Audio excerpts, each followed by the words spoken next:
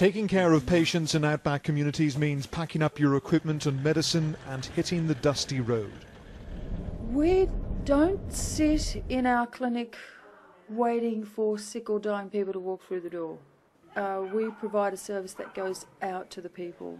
And when dealing with Aboriginal patients, there are cultural and language barriers to overcome.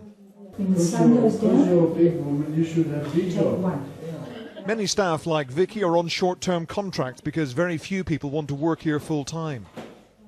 Local men are being trained up to take on some of the duties. Life expectancy for an Aboriginal man is around 67 and 73 for a woman. That's a decade less than the rest of the Australian population.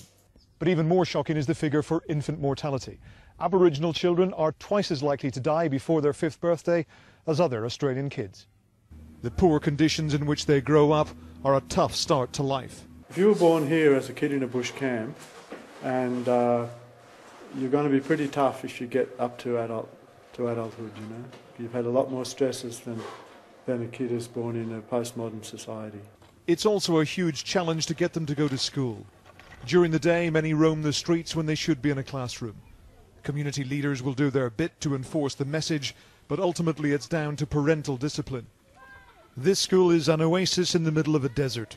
Well funded and better attended than some, but you still have to be a very committed teacher to want to work here. At the end of every day, Carrie Casmira washes the uniforms of all her pupils so they can have clean clothes to wear.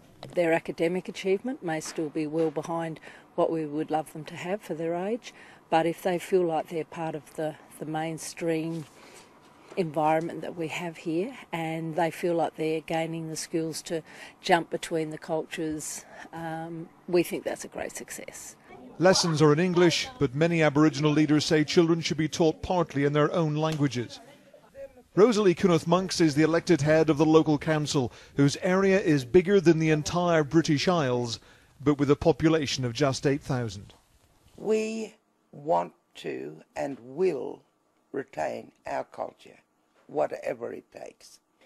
There needs to be specialised approach to education and to my group of young people here.